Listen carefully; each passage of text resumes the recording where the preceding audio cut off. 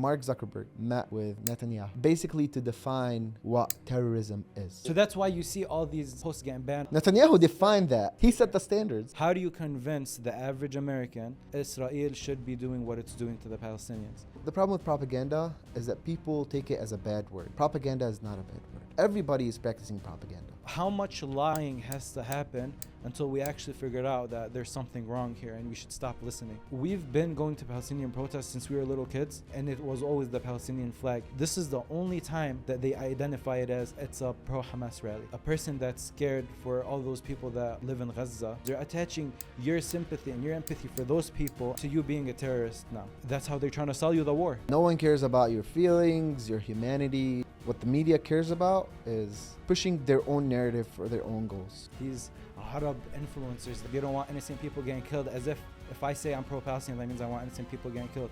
It's just stupid to have this conversation. You staying silent for the biggest conflict Arabs have been going through since we were born, it's embarrassing.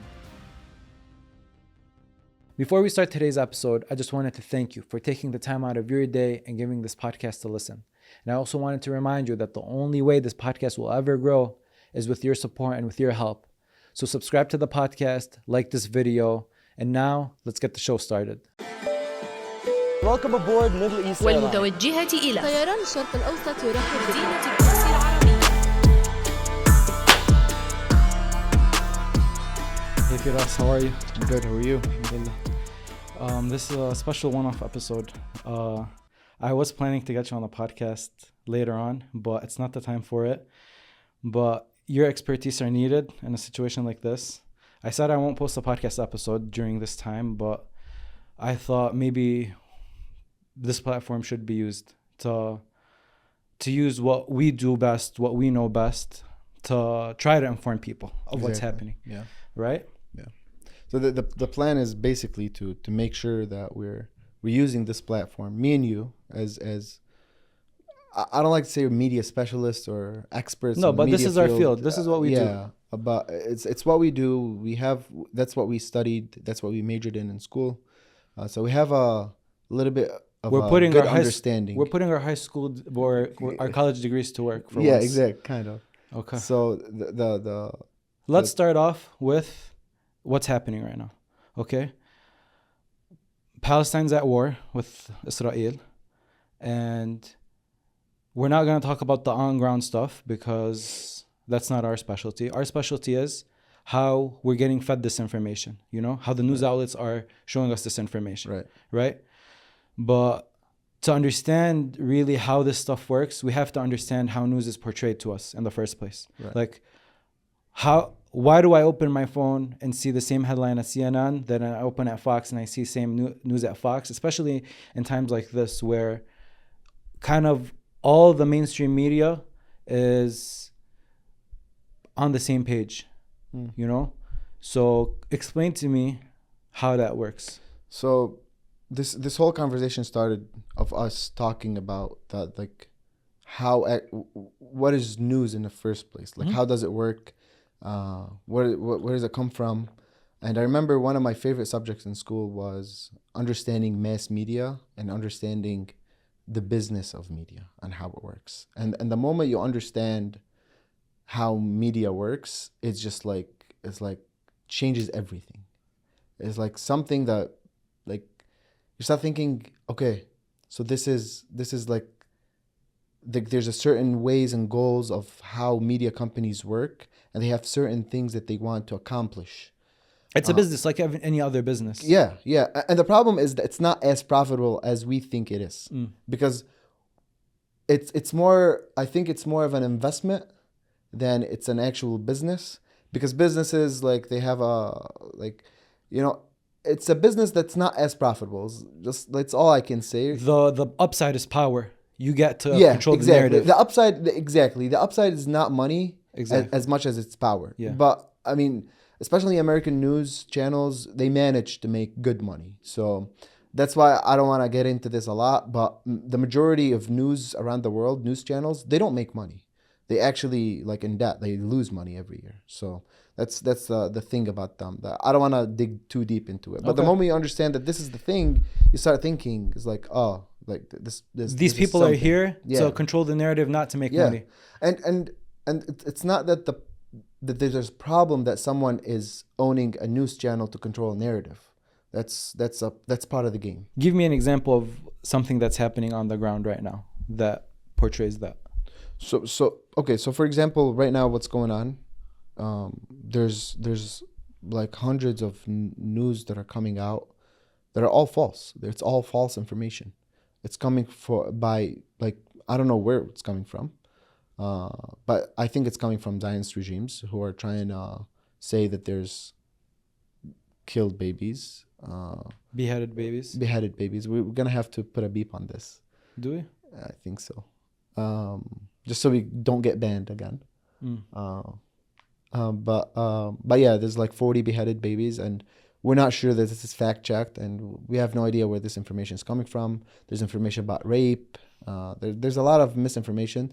There's being fed into every American individual living in the U.S. Because the thing is about war, it's the population, the major population has to be in agreement that Israel or America is going to go into this war. There's a big part of war that you need the people to be on your side, right? And that's what's happening.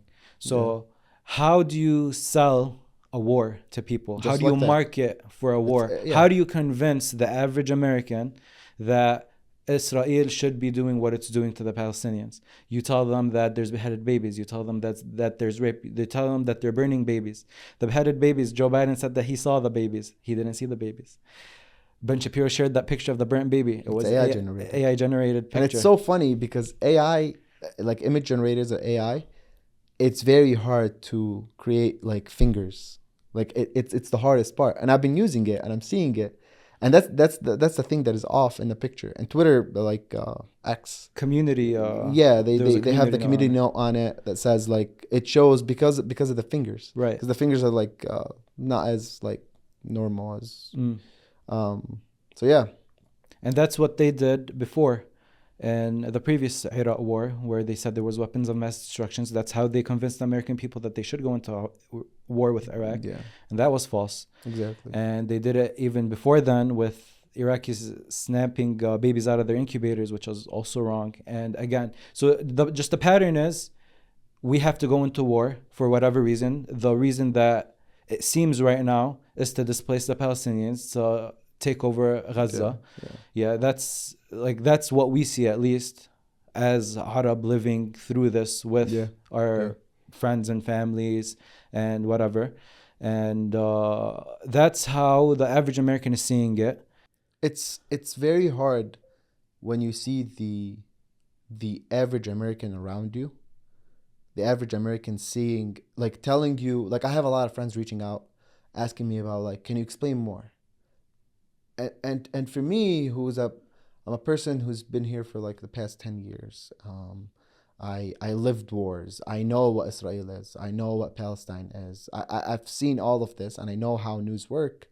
It's kind of very easy for me to analyze, decompress everything that is going on. Isn't it hard for you to look at that person, let's say average American living with you right now? You look at them and they're like, we're neutral, or we don't know what to do, or yeah, maybe Israel is right for doing what it's doing. I don't think we understand that these people actually don't know, because I think a lot of them actually have zero clue to what's happening. And they're just, again, being fed what the news is telling them, and they're creating that narrative in their head. And for the first time, so let me give you an example.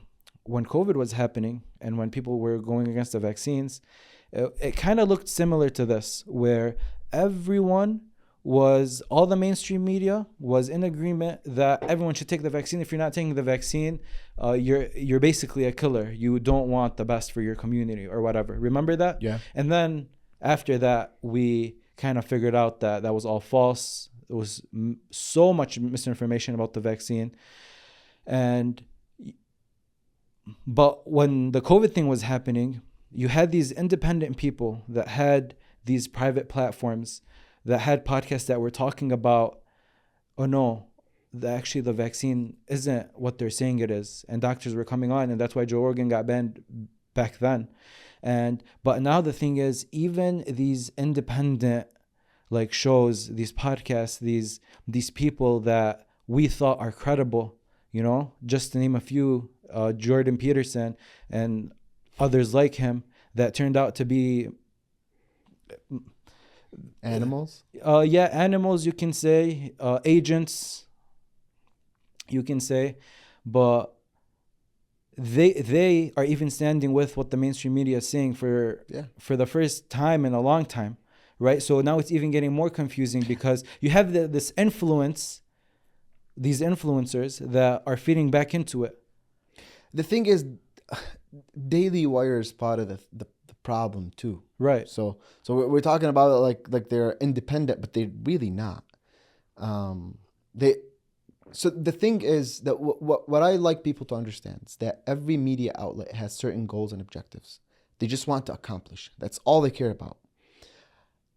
The average human, I think, like as purely as you think. I mean, now people are just like are better. They're more aware of things that are going on, just because of all the technology that's been happening. But you're saying we're getting access to information better because of the internet, kind of. But like 10 years ago, we wouldn't be able to tell that picture was false. Yeah, exactly. But historically, I think people think that news is the truth. Yes. Okay, so whatever I watch on TV, whatever this journalist is telling me is what I'm supposed to understand and know. And it makes you think a lot, So let's say there's 10 news channels in the place that you live, and they're all telling you the same thing. This has to be the truth. It gets more confusing when everybody's telling you something. And this also makes you think. So if you want to think about it, think more of like, okay, so why everyone has a side of the story? And that where we can go to the propaganda thing. Okay, so talk to me about that. The problem with propaganda is that people take it as a bad word. Yeah. Propaganda is not a bad word. Propaganda is just a communication tool. It's a way to communicate about a certain thing. So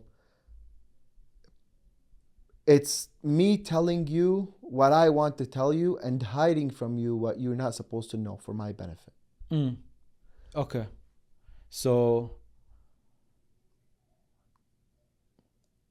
okay, let me just to make sure that I got it. Israel doesn't say that they killed 11 UN members in airstrikes, for example, is good propaganda towards Israel. They did it, but they just didn't say that they did it. It's to their benefit. They're not going to say it because... Okay, but let's say they did it and said, no, that didn't happen. That's bad propaganda. Okay. That's where they start lying about certain things for their own benefit. Okay. And that's the main problem here. So people shouldn't be upset that Israel isn't saying how many people actually died from their soldiers. It's not that they should be upset or not. It's they should analyze how things are moving. So what people need to understand is that propaganda exists, and every media company in the world acts on propaganda. Everybody is practicing propaganda. What we need to be aware of is like, oh, there's propaganda. And me as a human being, I want the truth, right? So I need to... So that when you understand that there's something called propaganda, and that's how it works, and every media outlet has certain goals that they're trying to portray a certain truth and a certain side of the story, it makes you want to think about the other side of the story. How am I supposed to get the truth then? You look at other media sources who have the different side of the story. And you start comparing. Does this make sense? Because at one point, it's not going to make sense. Of course. And then you're going to find what the actual news are.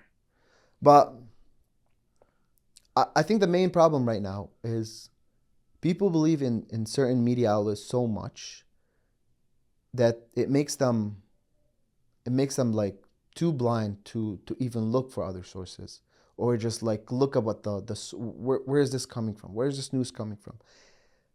And it just becomes so complicated to... It is complicated because you had that what was it? I'm not sure if she was on CNN that said that the babies were beheaded Yeah. originally. Yeah. Right. So people are gonna look. Oh, she's on the ground. She's there, and they're gonna take that as credible, and they're gonna run with that. And then you find out like, no, that's false. And then okay, this baby got burnt. Okay, this baby didn't really get burnt. Yeah. So how much lying has to happen until we actually figured out that there's something wrong here and you should stop listening?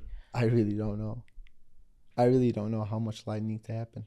And another thing that I realized, and this is also a way that they're pushing the narrative to their advantage, they're trying to make it seem like this isn't about Palestine, this is about Hamas. And I just want you to realize every single pro-Palestinian rally that happened, whether it was here, whether it was in other states, whether it was in Europe, they don't call it pro-Palestinian. They call it pro-Hamas rallies. The Palestinian flag. We've been... This is part of the propaganda. You know, the thing is we've been going to Palestinian protests since we were little kids, and it was always the Palestinian flag. This is the only time that they identify it as, it's a pro-Hamas rally. Because that's the narrative they're trying to draw. That's the narrative they're trying to... And that's how they're trying to... That's the story they want to come up with. That's how they're trying to sell you the war. Exactly. They're selling us the war. Yeah. And it's so disturbing seeing all of the media outlets acting the way they are. And I don't want to say this, but... Say it. This is like... I don't want to say that I don't blame people who are like ignorant and getting all this information. I can't, like, not anymore, because things have been changing, because your phone has been a massive thing in order to understand. It's a tool for you to understand how it works. But here's the problem, and this is one thing I really want to get to help people understand. Go ahead. I remember, so I studied media arts and studies at Wayne State, and I remember that one point I was being asked, I think it was a discussion board it's like a long research about modern media and how it works and what is social media, and I got obsessed with like everything about this part. And to my research, I started digging into Facebook, formerly Meta now, and it's like how does Meta work? I remember in 2016, Mark Zuckerberg met with Netanyahu in Tel Aviv, just to basically to define what terrorism is, and to help him, so Netanyahu can help Mark to understand, what are we gonna ban? Okay, what is terrorism that we're supposed to ban in the Middle East? So help us understand this notion of like the groups, and like help us understand everything, so we know what to feed the people. What is like the truth, and what is like the... Out of everyone, he went and... Out of everybody. I mean, I'm not surprised. Mark is part of the problem. So that's why you see all these all these posts getting banned, all these accounts getting suspended, because Netanyahu defined that on Instagram. He set the standards. Yeah. So it makes you think like, are we even like, can we even put out real news? This and might get taken down easily. Yeah. I'm expecting it too. Yeah. I mean, there's no way you control it. You know, like everybody is getting banned left and right. Right now, I Am Palestine, the very popular page, so who are doing a great job covering up news and just like making sure they got like 5-6 posts banned. They were once banned for like a lot, and they kind of been fixing it back and forth. I know a lot of people who like, yesterday I was actually posting a story, and they gave me like a note before posting. I'm not sure if it happened to you. Not yet. But I was posting Ben Shapiro's Twitter thing, and my caption was like, "What a moron," and then Instagram gave me a little note saying like, this is the caption that was reported. Do you still want to, like, previously with other accounts or something? Do you still want to do that? And I was like, yeah, sure. Anyway, I was scared for a bit, you know, like, it's like, are they gonna ban my account? Are they, like, if you think about it, they can in one button ban all the accounts that are supporting Palestine and just like change a narrative. And that person who doesn't know anything, who doesn't have like people who understand the So now narrative, you only things that are have going on. the pro-Israel Yeah, point of view, and then and then the pro-Palestine point of view is taken out. Yeah. You know, Yeah. and it's this conversation of why are we saying pro-Palestine in the first place, right? Yeah. Why is it pro-Palestine? And every single, I don't know if you've been watching like American news, and they bring on Palestinian people and they tell them, do you condemn what's happening? And the thing is, people don't understand. First thing. Yeah. People don't understand that, again, they're attaching you, a person that's scared for all those people that live in Gaza, you know, that are under constant bombing and are losing their homes. They're attaching your sympathy and your empathy for those people and you wanting those people to be okay to you being a terrorist now. Yeah. You know, and there is no gray area. It's you're either black or you're either white. You're either on this side or you're either on this side, you know. Yeah. And it's tricky for us too, you Very know, tricky. like how do we navigate that? Yeah. Yeah. I mean, it's just the fact that like the number of children who have been killed this whole time in Gaza, and like not even only in Gaza, and like all of Palestine, this whole time for the past 75 years, and for the time I've been seeing all of this, is like way more than what's going on right now. So this is like a very clear, but people don't know that. They distinction. see what's happening right now. They don't see the 70 years prior. You Yeah. know what's happening, what's been happening for 70 plus years. Because the media is control. Like that's a very, like, I'm just trying to show, like, this is an evidence of how media controls a narrative.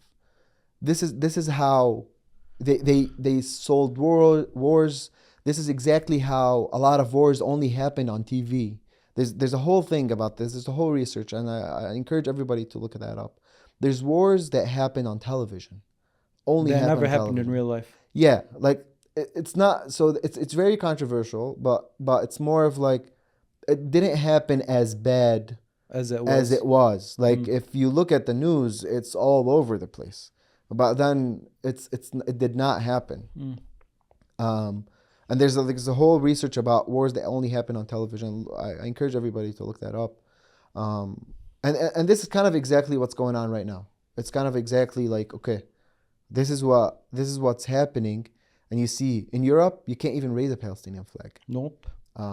You can't show any sympathy or anything to the Palestinians because they're just like you're pro-Hamas or whatever that means, all this stuff. And the thing is, this is what annoys me even about, like, you have these Arab influencers that think now, like... Yeah, it's like they're calling for peace. Yeah, like they call for peaceful. peace for humanity. Yeah. And they're like, they don't want innocent people getting killed. As if I say I'm pro-Palestinian, that means I want innocent people getting killed. Anyone in these protests or rallies, anyone across the world, tell them there's a kid with a gun to his head, whoever they might be, do you want this baby killed? It's an obvious no. It's just stupid to have this conversation. It's so obvious. And again, they want it to sound like we're bad for saying we don't want people of Gaza. Of course they want it. Because, it's for their benefit. and they want it bad to say we don't want these people to be free and not live in an open air prison their whole lives. They want it. They want us to look bad. And we're going to the protest today, and people are going to look, and the news is going to say that everyone at this protest is a terrorist. And we're going to keep posting and resharing what's happening in Gaza, and they're going to keep calling us terrorists. But the thing is, they can call us whatever they want to call us. You know, this is a cause that we've been fighting for since we were little kids. You know, we grew up on the idea that you have these brothers and sisters that live very close to you, that are oppressed, and they're getting their houses taken away from them. And this, if there's a chance that these brothers and sisters can be free, then we're going to do everything in our power to share that message and make sure that we're just at least contributing to the cause. Yeah, and it's something that people don't understand, that like posting, like, okay, what am I gonna benefit when I post, and what's the benefit, what's the point of posting and whatnot, all this stuff. One person you need. Yeah, people misunderstand. Like, I've been getting calls from a lot of like white people, and I know, and just like non-Arabs that I know. I've been getting calls yesterday a lot. I've been getting calls a lot from like non-Arabs that are interested to understand more. Like, they tell me like help us, like, okay, can you explain more to me? and a lot of them are in the media business. They're journalists, and it's just like, I just don't understand. Like, is it this hard? Like, I feel bad for them. It's very hard for them to get the truth. It's just like, it's so I think it's so noisy for them to navigate it, and just like to have a little stand. Like, my friend told me, like, hey, they telling me to not take my kids to school tomorrow because there's something going on Friday and whatnot. And I'm like, What are you talking about? It's not only that, like, let's assume that this is true, or there's like a global jihad day or something like that. Let's assume this is true. What's that have to do with here? You know, so it's like, it's kind of very confusing of how the hell are they consuming all this information? Like, where is this all coming from? It's complicated, and we'll see. I mean, sucks. but I just think people should be sharing as much as they can, as much information as they can, to keep people like informed, and help them understand things that are going on, things that are the media is not going to be sharing. Right. I encourage everybody to go on Twitter too. Meta is all over the place, especially these days. I think it's important to go on Twitter. If they do take down this video, it's going to be posted on Twitter. Yeah, so to go on Twitter, understand more about like how things. And are Twitter going. shows you both sides to the story. Twitter shows Everyone you that's both not sides on of the Twitter story. should get on Yeah, Twitter. shows you both sides of the story. So I think it's pretty good to pick and choose your platform that you're consuming from, because this is like a very important thing. And I don't care if someone's an influencer or they have whatever kind of platform they have. You have to post. You have to share, you know? And the thing with platforms for us, I was thinking about this and I'm like, why do we get so upset if this person doesn't post? Like, who cares? Like, they post or they don't post. What does that do to me? You know, I'll just post, you know? But then I kept thinking about it and I'm like, okay, this person that has hundreds of thousands or millions of followers, right?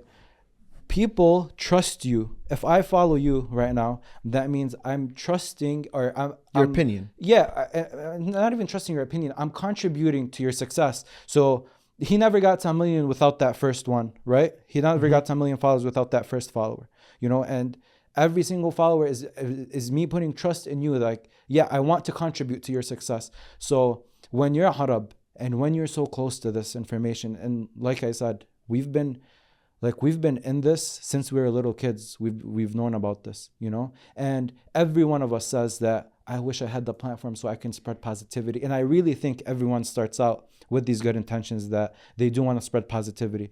But that's not you staying silent for the biggest conflict Arabs have been going through since we were born. It's embarrassing. It's embarrassing. Yeah. And it's just very clear to us that we lived through how evil Israel is. Yeah. Like, we know it. Like, we know it all. You know? Like, we've been like firsthand experienced everything from them. And now you need to start thinking and understanding if they're evil or not. Especially if you're Arab, if you're an average American and you actually say, hey, I want peace and I want both sides to stop and humanity and all this BS. Okay, I don't say anything, you know, like, you're like, you need to understand a little bit more. Yeah, like, you don't know. You need more evidence. You don't know better. You know, you want everything to be peaceful. Good for you. You know, that's actually good.